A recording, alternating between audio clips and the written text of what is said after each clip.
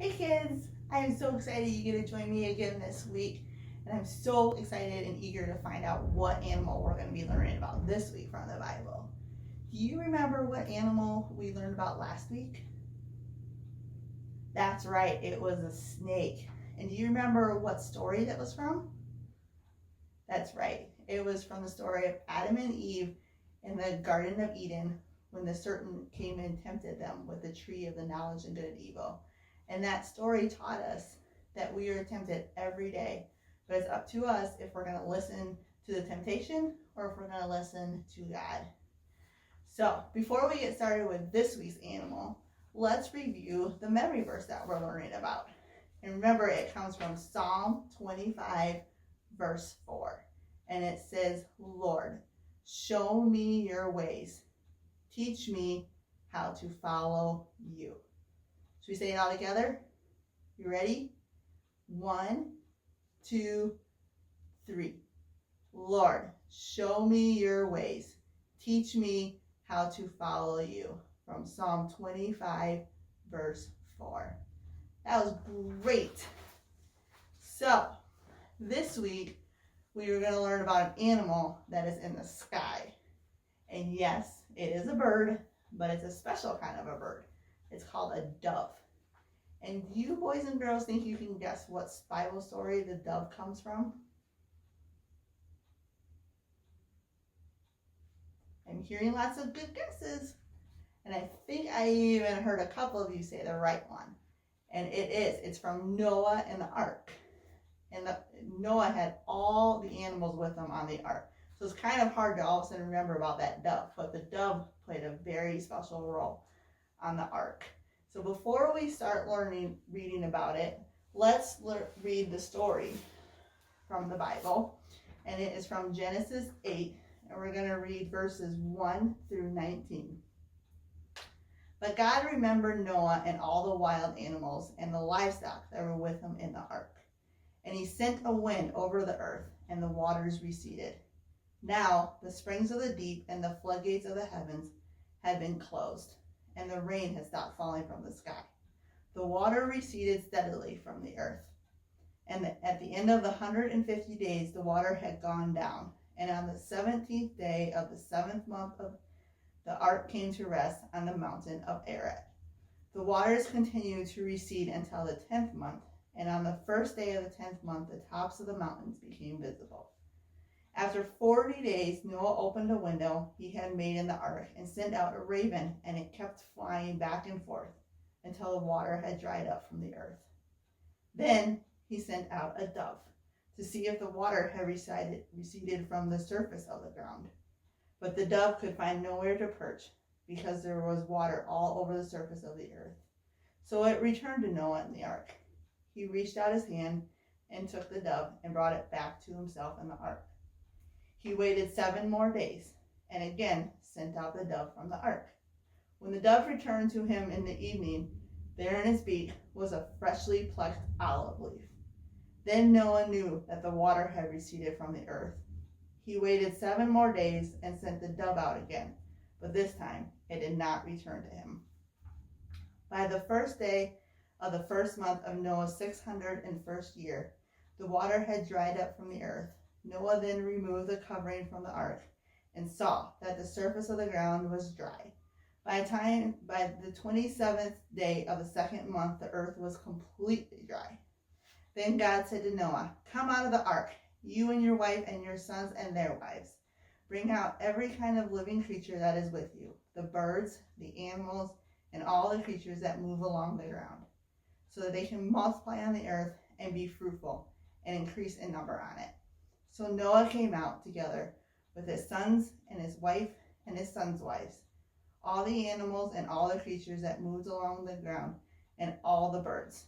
Everything that moves on the land came out of the ark, one kind after another. Do you remember how many days Noah was on the ark with his family? It rained for 40 days and 40 nights, but they were on the ark for almost basically a whole year. Can you believe that? That is a long time. Just think about it. When you're in school, that whole entire school year, you're on a boat. And then in the summertime, when you're used to playing outside, you're still on the boat.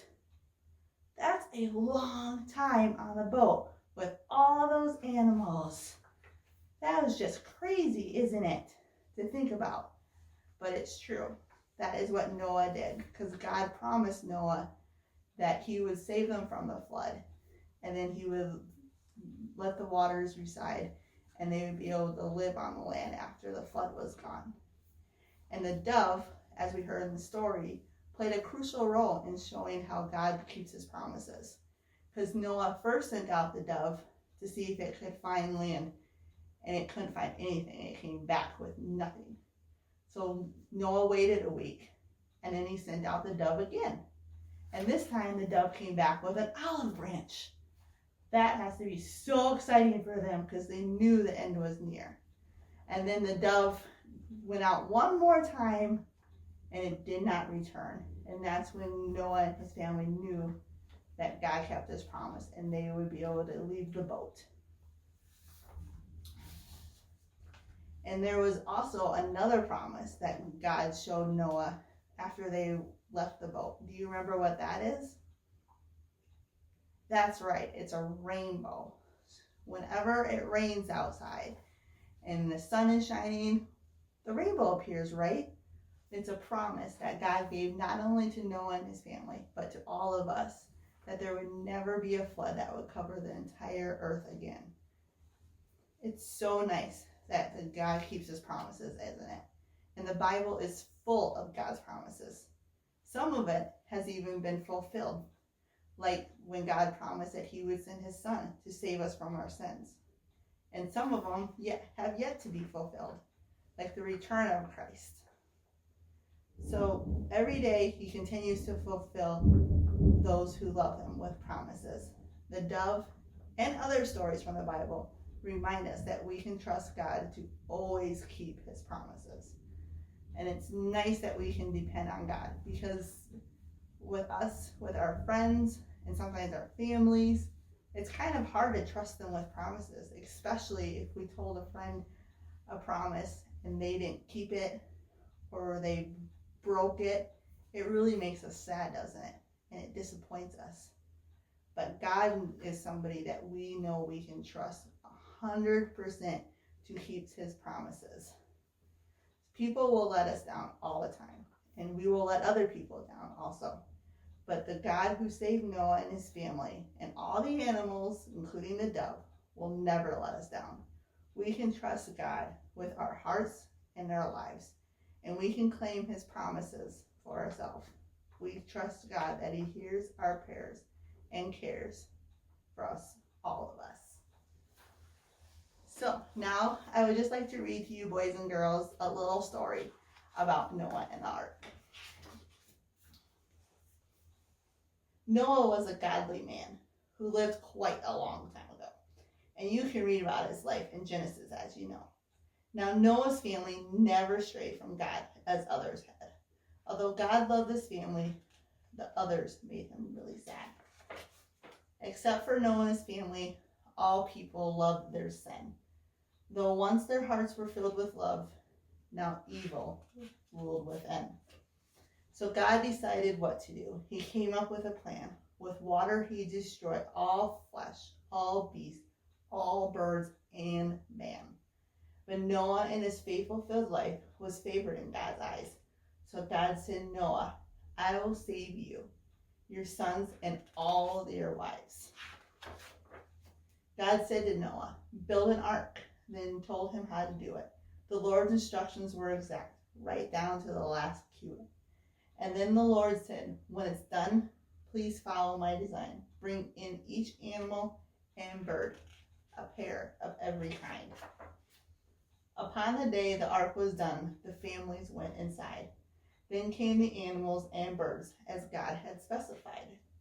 2 by 2, they filled on board, before the flooding rain would cover every living thing, from mountaintop to plain. The thunder boomed, the lightning streaked through those storm clouds thick and dark, but Noah's family, beasts and birds, were snug inside the ark. The waters filled the valleys deep and climbed the mountain heights, while Noah's family waited out these 40 days and nights. Old Noah was a faithful man, and he knew that by and by the rains would stop and all the land once again would be dry.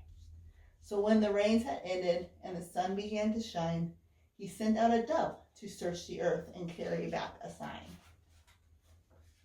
An olive branch proclaimed dry land, so Noah's family knew that they could leave the ark quite soon, and all the creatures too. Old Noah waited patiently until God spoke the word. Go out and take along with you each animal and bird. Upon a mount called Ararat, they offered thanks and prayer to God who saved them from the flood with his great and loving care. Now God was pleased to see the praise of Noah and his crew. So God announced upon that day his promise, never true.